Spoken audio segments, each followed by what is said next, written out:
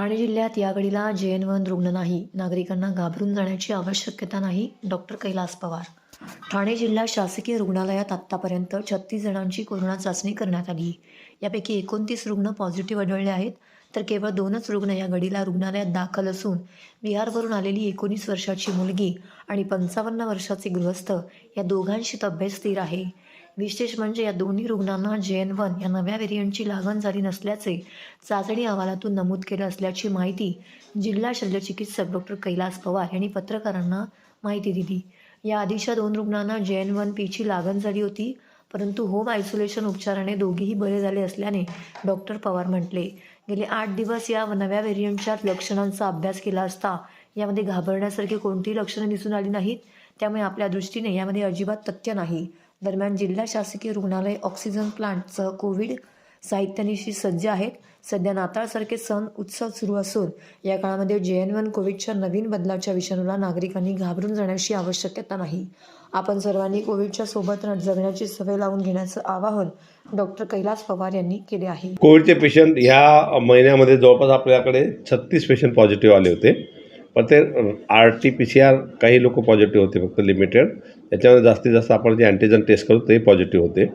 आणि त्यापैकी आत्ताच्या घडीला आपल्याकडे जर बघितलं 29 पेशंट ॲक्टिव्ह आहेत आणि याच्यातले 2च पेशंट आपल्याकडे ॲडमिट आहेत. तर ती 19 वर्षाची जी फिमेल आहे, बिहारवरून आलेली, ती ॲडमिट आहे.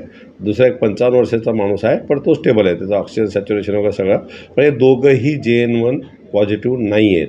जे 2 JN1 पॉझिटिव्ह होते होम आयसोलेशनवरच ते बरे झाले आणि ते आता क्युअर्ड झालेले. त्याच्यामुळे असं काही प्रॉब्लेम नाही.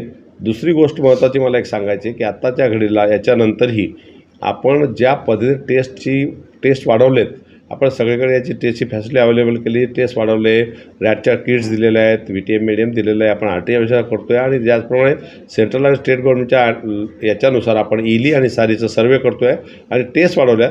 जर टेस्ट वाढवलं तर डेफिनेटली ह्या केसेस आपल्याकडे पॉझिटिव्ह जास्त येतीलच. कारण त्याच्यामुळे परंतु JN1बद्दल जो पॅनिकनेस चालू आहे तो साफ मला तरी आता त्याच्यात जास्त काही तथ्य वाटत नाही. आपण आता 7-8 दिवस झाले या गोष्टीबद्दलचं किंवा त्यापेक्षा जास्त दिवस झालं JN1चा येऊन आपण त्याच्यात पेशंटला ऑब्झर्व करतो आहे. नवीन काही सिम्पटम्स नाही की याच्यामध्ये काही कॉम्प्लिकेटेड असं वाटत नाही आणि व्हायरस ही असं काहीतरी खूप त्रासदायक आहे असंही वाटत नाही. फक्त हा एक त्याच्यातला व्हॅरियंट आहे आणि त्याला आता तर इंटरेस्ट आहे, त्याच्यावर चालू आहे बाकीच्या गोष्टी. आणि आम्ही ॲब्सोल्युटली क्लोज वॉच ठेवून आहे की पुढे याच्यानंतर याच्यावरती कसं काय आहे, याचा प्रोग्रेस कसा असणार आहे. आणि आपण प्रत्येक पेशंटचे A to Z डिटेल घेतो की पेशंट ॲडमिट का झाला, सिम्पटम्स काय होते, त्रास काय आहे, ॲडमिशनची गरज पडली की होम आयसोलेशन केलं, जेणेकरून आपल्या याचा बिहेवियर जो आहे व्हायरसचा तो कळेल. परंतु एकंदरीत आतापर्यंत आपल्या ठाणे जिल्ह्यात जे 5 केसेस झाल्या त्या घरी होम क्वारंटाईनच बरे झाले. त्याच्यामुळे असं काही कुठल्याही मेडिसिनचीही गरज पडली नाही. त्याच्यामुळे असं काही पॅनिकनेस नाही. मला एकच विनंती करायची, मीडिया असतील किंवा सोशल मीडिया हँडल करणारे लोक असतील, त्यांना एक विनंती आहे की नक्कीच हा असा काहीतरी डेंजरस असंच वाटत नाही. सतर्क राहायला पाहिजे, परंतु प्लीज घाबरू नका आणि घाबरू पण नका. हे सगळ्यात महत्त्वाचं. ही मला सगळ्या स्टेटला असेल, देशाला असेल आणि आपल्या जिल्ह्याला असेल ती विनंती आहे